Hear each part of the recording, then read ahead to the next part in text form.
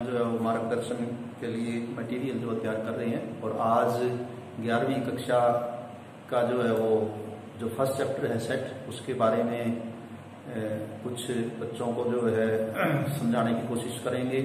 उम्मीद है कि आप लोगों को ये सभी जो कंटेंट्स हैं वो पसंद आएंगे, समझ आएंगे। और यदि आपको समझ में आते हैं, ठीक लगते हैं, तो ये भी उम्मीद करते हैं कि आप लोग जो है ये इस चैनल को सब्सक्राइब करेंगे, ताकि जो है हमारा भी हौसला बढ़े और आइंदा और ज्यादा उत्साह के साथ जो है हम ये काम को आगे जारी रख सकें। तो 11वीं कक्षा का पहला चैप्टर और पहली ही एक्सरसाइज से हम शुरू करेंगे। पहला चैप्टर है उसका सेट, हिंदी में इसको समूचा कहते हैं। सेट की यदि हम डेफिनेशन की बात करें तो set is a collection of well defined objects. Well defined objects. +1 के बच्चे हैं जो खासकर इंग्लिश मीडियम से आते हैं, उन्हें शुरू में थोड़ा सा इंग्लिश मीडियम के जो वर्ड हैं वो भी परेशान करते हैं। तो साथ साथ कोशिश करेंगे हम कि उनके बारे में भी आप लोगों को जो साथ साथ बताते चले। वेल डिफाइंड है कि सुपरिभाषित।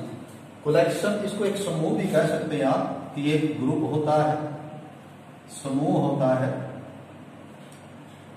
कंडीशन ये है कि ये जो समूह है, ये जो ग्रुप है, वो वेल डिफाइंड होना चाहिए। वेल डिफाइंड की क्या डेफिनेशन, सुपरिभाषित किसको कहेंगे हम, कि एक ऐसी कोई रूल कहें या कोई ऐसा गुण कहें या कोई ऐसी परिभाषा कि जो बिल्कुल क्लियर कट ये कहे कि ये इस ग्रुप में आएगा, ये इस ग्रुप में नहीं आएगा।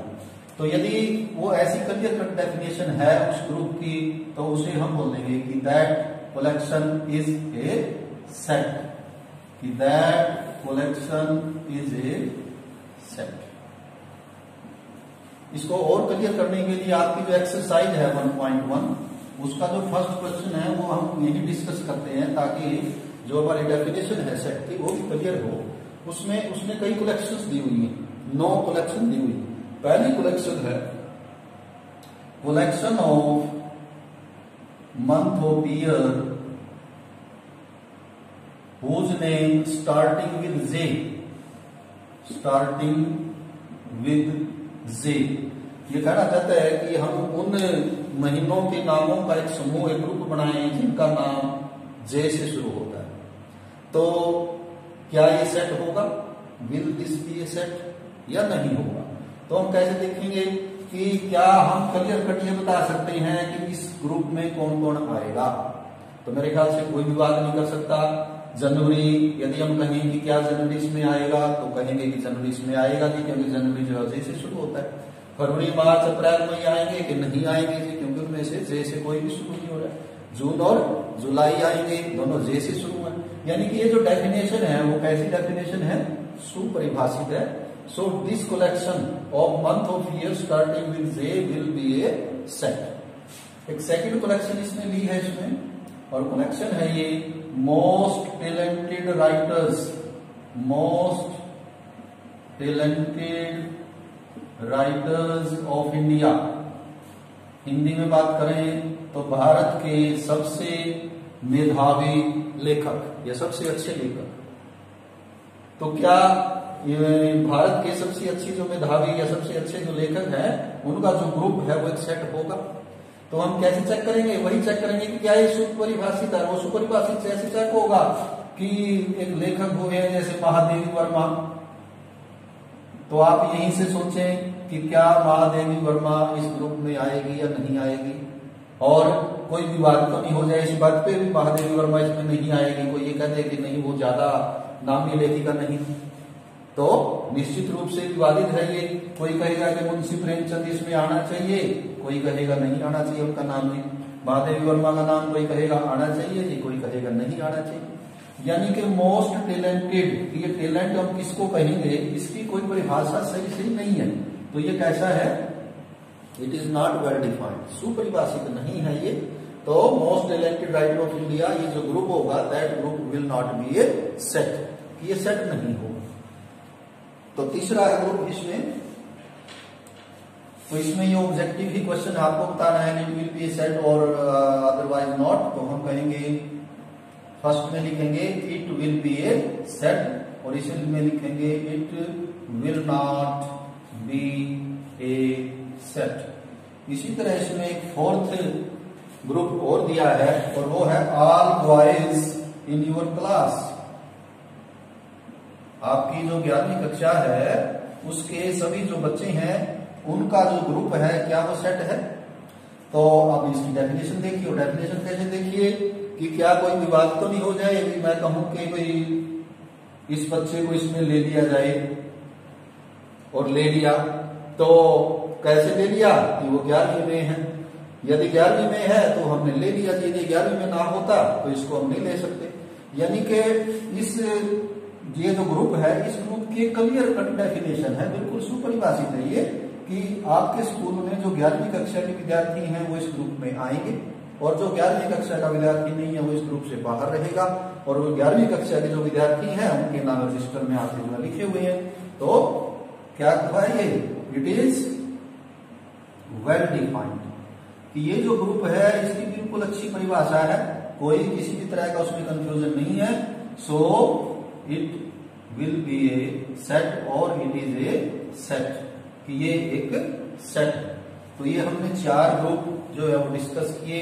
इसी तरह इसमें 5वां ग्रुप भी है और वो है all natural number.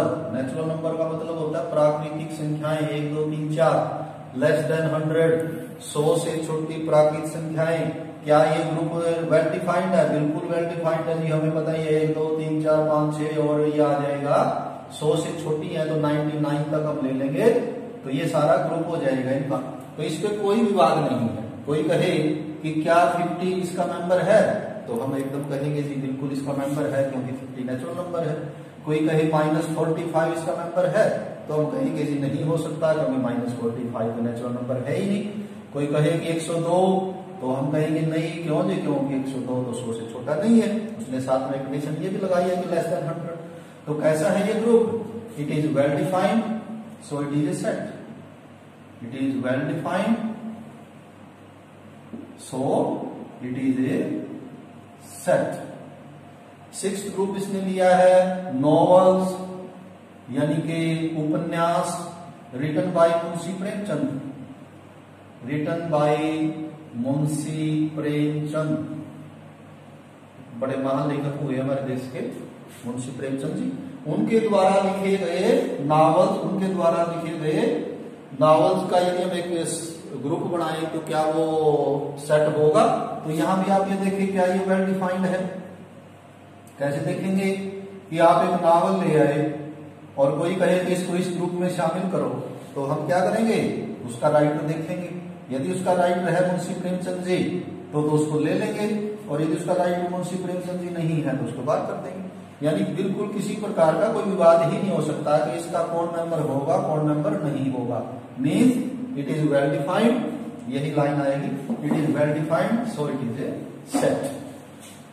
All even integer है 7वां।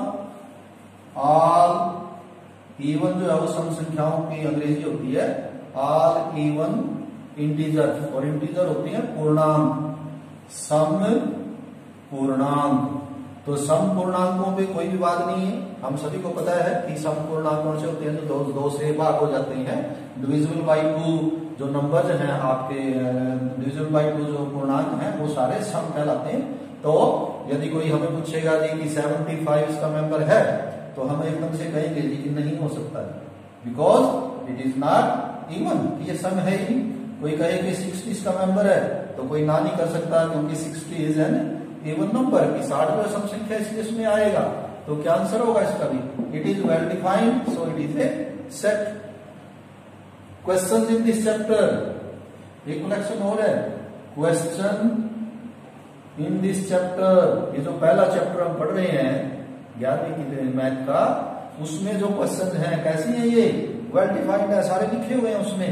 हम बिल्कुल कह सकते हैं कि क्वेश्चन को देख के इसमें है तो आ जाएगा, इस चैप्टर में नहीं है तो नहीं आएगा। तो इसका भी आंसर क्या होगा? It is well defined and it is a set. 9 है most dangerous animals in this world. इस संसार के सबसे खतरनाक जानवर, most dangerous animals of world, संसार के सबसे खतरनाक जानवर। तो क्या इस पे विवाद है? बिल्कुल विवाद है। कहने को लोग कहेंगे कि जो आदमी है उससे खतरनाक जानवर कोई नहीं है सृष्टि पे। लेकिन हम नहीं कह सकते कि man is most dangerous animal. यानी कि ये जो ग्रुप बनाएंगे, मान लिया इसमें आपने लॉयन ले लिया, टाइगर ले लिया, तो आदमी ले ना ले, बंदर ले ना ले, बिल्ली ले ना ले, तो क्या लिखेंगे? It is not well defined, so it is not A set. कि ये क्योंकि सुपरिभाषित नहीं है, डेंजरस एनिमल की कोई परिभाषा नहीं है कि किस एनिमल को हम खतरनाक माने, तो इसलिए ये सेट नहीं हो सकता। तो ये तो हुई इसकी डेफिनेशन, और डेफिनेशन से रिलेटेड पहला क्वेश्चन था।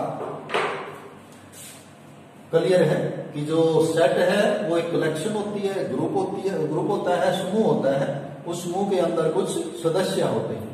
अब हम आएंगे how to write a set. लिखेंगे कैसे? आपको कोई चीज सामने लिखी हुई है, आप कैसे जानेंगे कि एक सेट है? ये फर्स्ट टाइम आया है, 10वीं तक आप में लोग पढ़ते हैं। तो it is written as A is equal to, ये मीडियम ब्रैकेट हम यूज करेंगे, बाहर कैपिटल जो ABCD है उनमें से कोई नाम दे देंगे, और जो इसके अंदर है, जैसे कि ये पहला था हमारा collection of month of year, तो कौन कौन आएगा? जनवरी, जून और जुलाई, ये 3 महीने इस ग्रुप में आएंगे। तो इसको बोलेंगे हम कि जैसे ही आप ये लिखा हुआ देखेंगे, तो जैसे जैसे पढ़ेंगे तो एकदम आप समझेंगे कि this is a set which contains 3, इनका नाम होता है एलिमेंट्स। मेंबर्स भी कह देते हैं हम, members. Set A has 3 elements, January, June, जुलाई।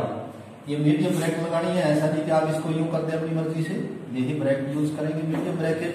और ये जो एलिमेंट है इनको कोमा से सेपरेट करेंगे एक दूसरे को, ये लिखने का प्रॉपर मेथड।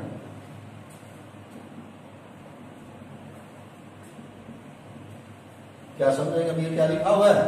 हम एकदम समझेंगे कि ये बी जो है कोई सेट लिखा हुआ है विच कंटेन्स 4 एलिमेंट्स, 1 2 3 4।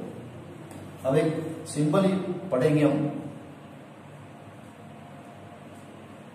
ई जैसा, इसका मीनिंग होता है बिलोंग्स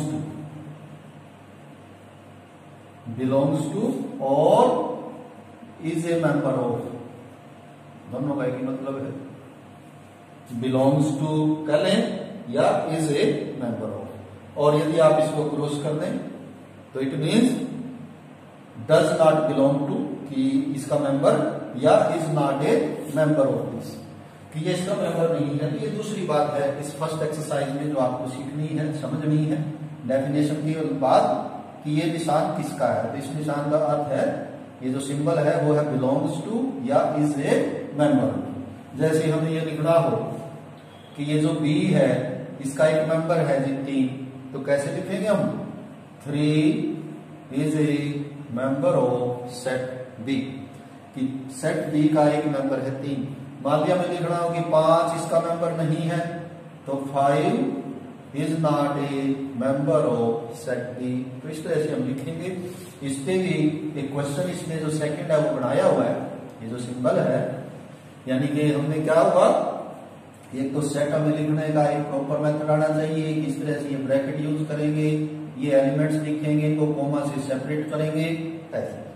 उसके बाद यदि हमें ये लिखना हो कि इस सेट ए में एलिमेंट है 1, तो उसको यूं लिखा जाएगा 1 इज एन एलिमेंट ऑफ ए। इस पे भी क्वेश्चन नंबर 2 दिया हुआ आपकी एक्सरसाइज में, उसमें उसने एक सेट दिया हो, ऊपर नाम लिखा हुआ उसका ए, और उसके अंदर 6 एलिमेंट उसने लिखे, 4 5 6, 6 एलिमेंट उसके अंदर लिखे हुए। फिर उसके क्वेश्चन बनाया हुआ उसने फर्स्ट, और फर्स्ट क्वेश्चन ये है 5 डैश डैश डैश ए, और ये जो बीच में ब्लैंक है, जो खालिस्तान है, उसमें कहता है या तो बिलोंग्स टू करिए या डज नॉट बिलोंग टू करिए। तो 5 इज ए मेंबर ऑफ ए, 5 तो ए का मेंबर है, 5 तो इसको बिलोंग करता है, तो हम भरेंगे 5 is a member of A. Second उसमें बनाया है उसने 8 फिर ब्लैंक ए। ये सिंपल करना है या ये करना है, तो हम क्या करेंगे, हम चेक करेंगे कि 8 ए का मेंबर है या नहीं है।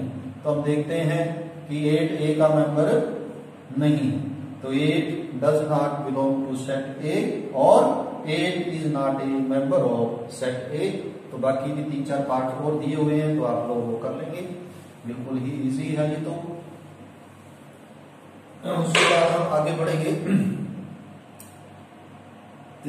There are 2 ways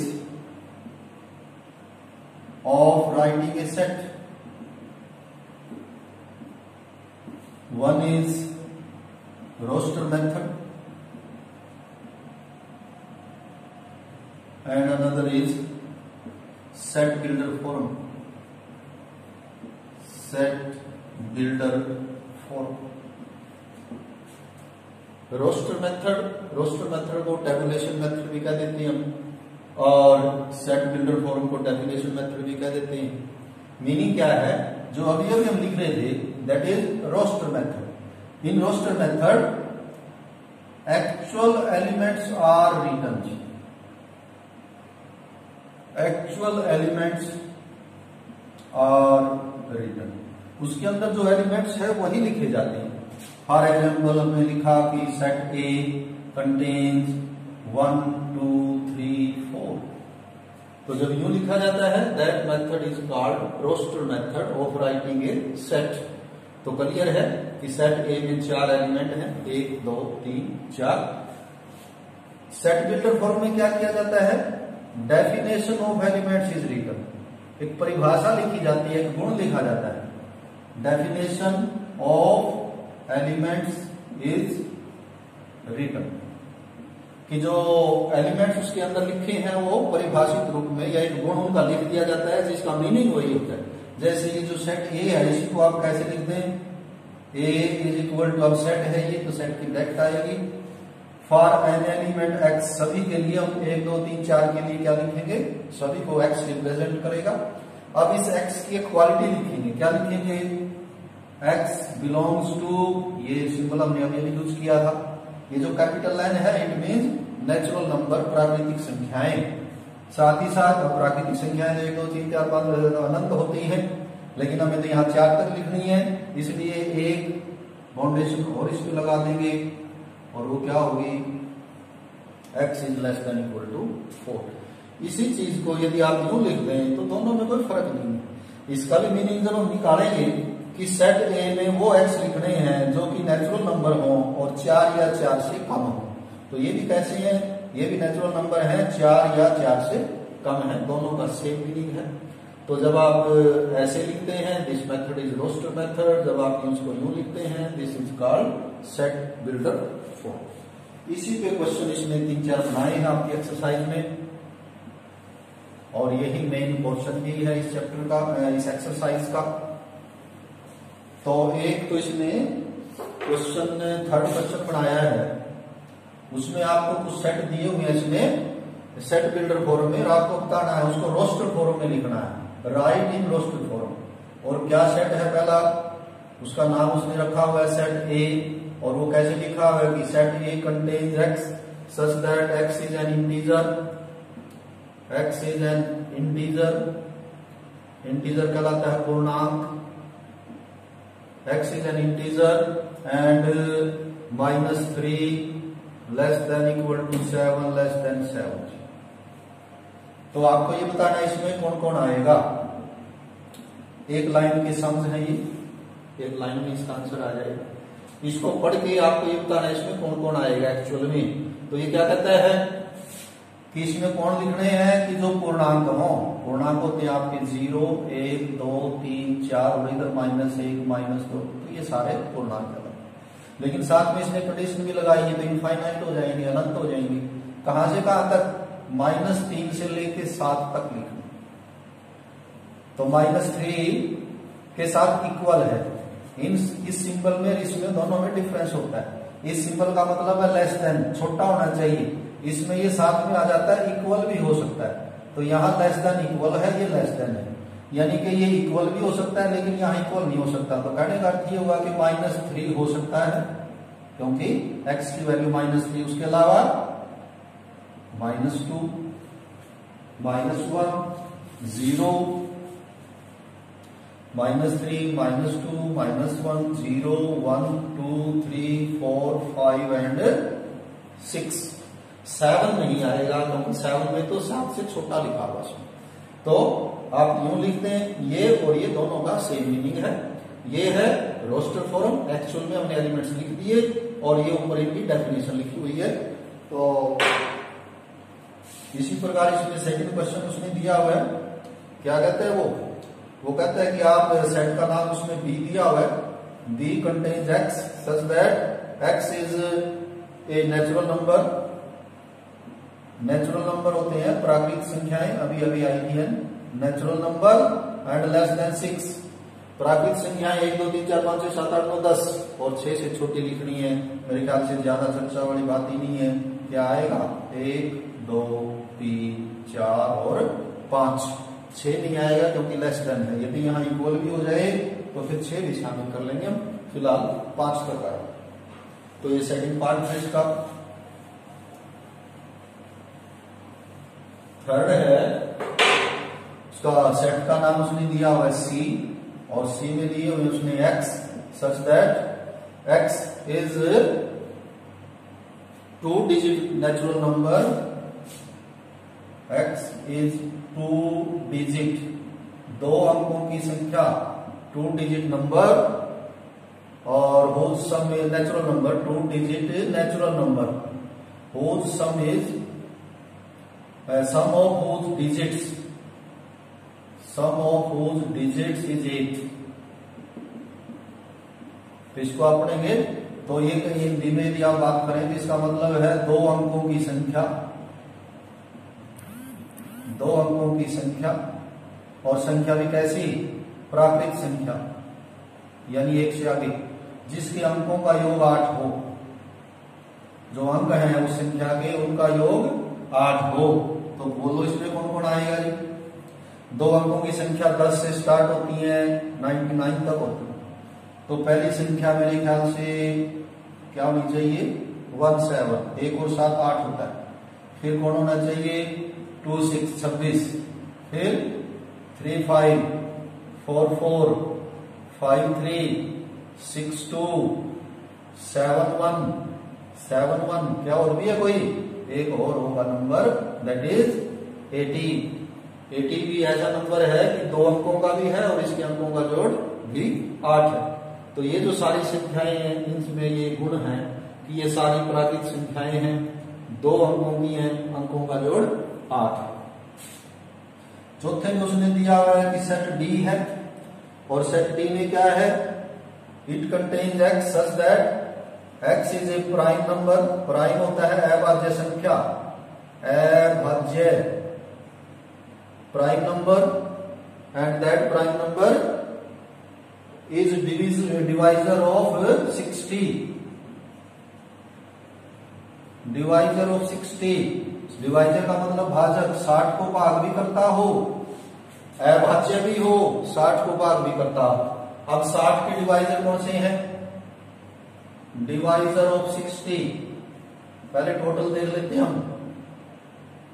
1 से तो सभी डिवाइड होते ही हैं, 2 से भी डिवाइड होगा, ये 3 से होगा, 4 से होगा, 5 से होगा, 6 से होगा, 7 8 9 से नहीं होगा, 10 से होगा, 12 से होगा, 15 से होगा, और मेरे ख्याल से 30 से और 60 से। ये ऐसे नंबर हैं जो 60 को डिवाइड करते हैं, लेकिन ये सारे नहीं लिखने हैं। इनमें से जो अभाज्य है केवल वो लिखने हैं। तो आप अभाज्य छांट लीजिए। 1 को भाज्य नहीं माना जाता, 2 है, 3 है, 5 है, बाकी सारे नंबर कंपोजिट हैं। कंपोजिट का मतलब सभी के सभी जो है वो किसी न किसी से भाग होते हैं, भाज्य हैं सभी के सभी। तो कौन बचे केवल? इसका मतलब डी में। तो डी में नंबर आएंगे 2 3 एंड 5। ये 3 नंबर ऐसे हैं कि तीनों अभाज्य हैं और तीनों ही 60 को डिवाइड करते हैं।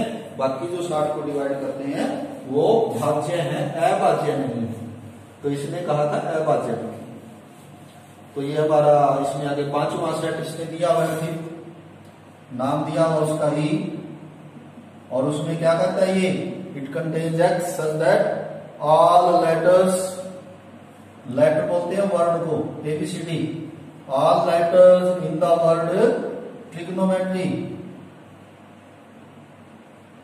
कि ट्रिग्नोमेट्री जो शब्द है उसको लिखने में जो लेटर यूज हुए हैं, तो इससे इजी तो क्या होगा, क्या लिखना है आपको, क्या क्या यूज हुआ इसको बनाने में, इसको बनाने में टी यूज हुआ है, कोमा, आर का इस्तेमाल हुआ है, आई आया है, जी आया है, ओ आया है, एन आया है, ये ओ दोबारा आया है, तो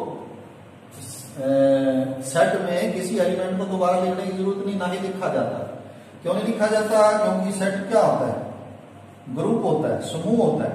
अब एक ही समूह में मान लिया 4 मित्र हैं, राम श्याम मोहन, तो उसमें राम श्याम मोहन और चौथा कोई ले लिया, तो राम का ऐसा नाम तो नहीं कि बार बार लिखेंगे, राम तो एक ही है, तो ग्रुप में वो एक ही जगह आएगा।